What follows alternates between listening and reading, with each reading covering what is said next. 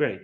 Awesome. So now let's get to part two, right? So that's been 12 minutes of the presentation so far. So what is gendered language? Let's talk about gendered language, shall we? Now let's talk about what is gender. The question that we all like need to know. So I remember my first when I was first told that there was like difference between like the using a term like woman and female or man, male. Like I kind of use that like interchangeably, like as if they're like the same term, right? But the eye-opening moments like began my journey to understand gender. So this is like a journey that continue today. Not only is there's so much to learn, but also our understanding um, of gender is evolving. So even people who are experts, like scholars of gender studies, who study gender, are also learning on this like learning journey. It's like evolving process. It's never one thing, one kind of thing. So gender is a field that evolves not only from academic study, but also from our lived experience as you come to understand what gender means in society. And so, what I'm sharing with you are some of the foundational concepts that can be found in academic resources. And I use the resource of gender research, like called like a Gender Innovations, which was developed by the gender like Professor Londa uh, like Schibberberg with the support of many others, right? And the list of concepts that I'm about to share with you is not complete. Is like I said, it's very evolving process, right?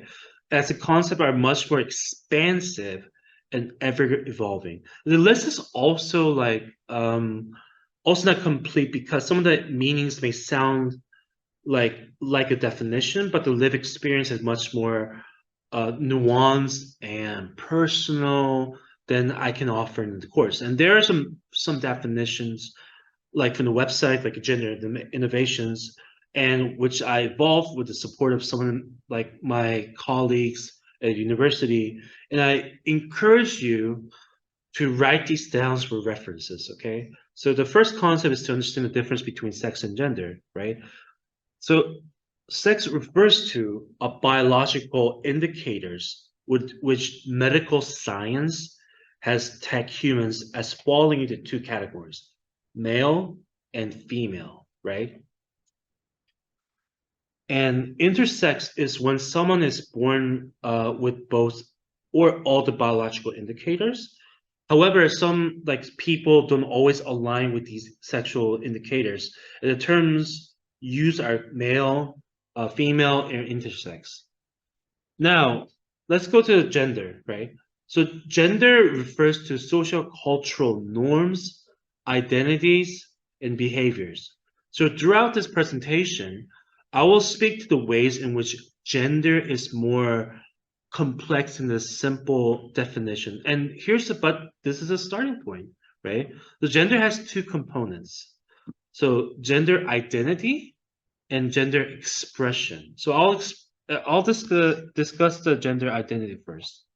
So gender identity, right, um, refers to how a person identifies, right? I identify with this thing.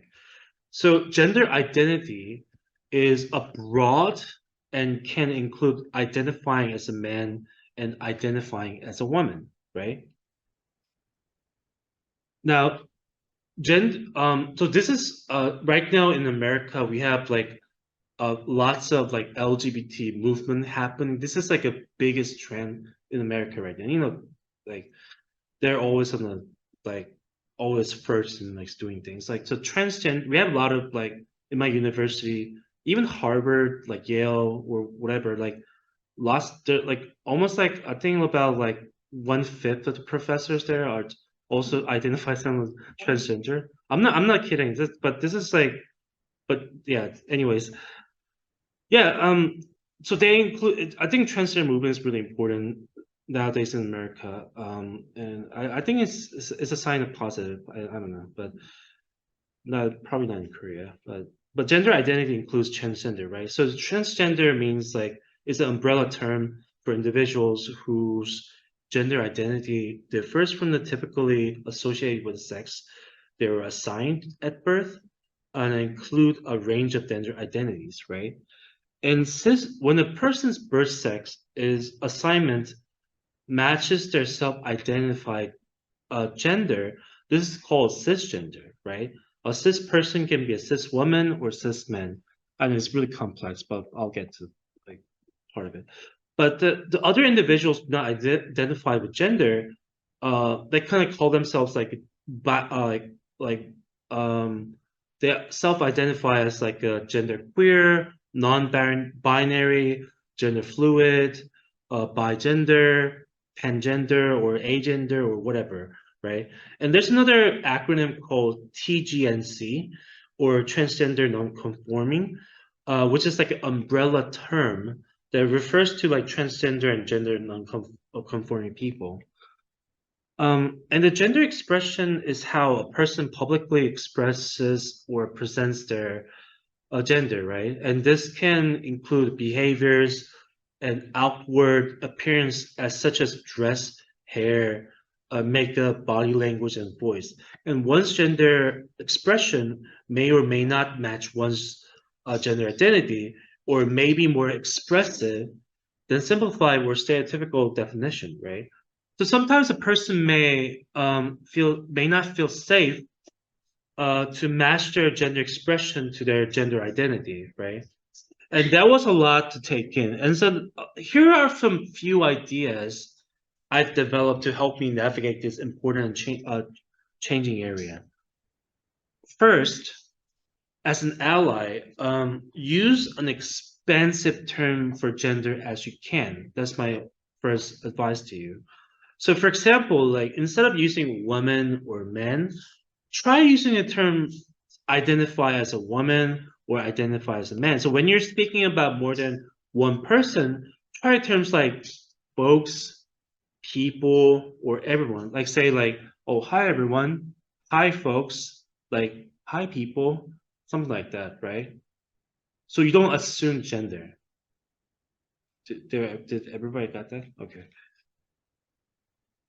Second advice is that just be supportive, okay? So if a person identifies it or expresses themselves in a way that is new to you, or if you do not understand the nuance or breadth, do not try to classify them or to explain what you have learned in this presentation. And most importantly, move away from assumptions, right?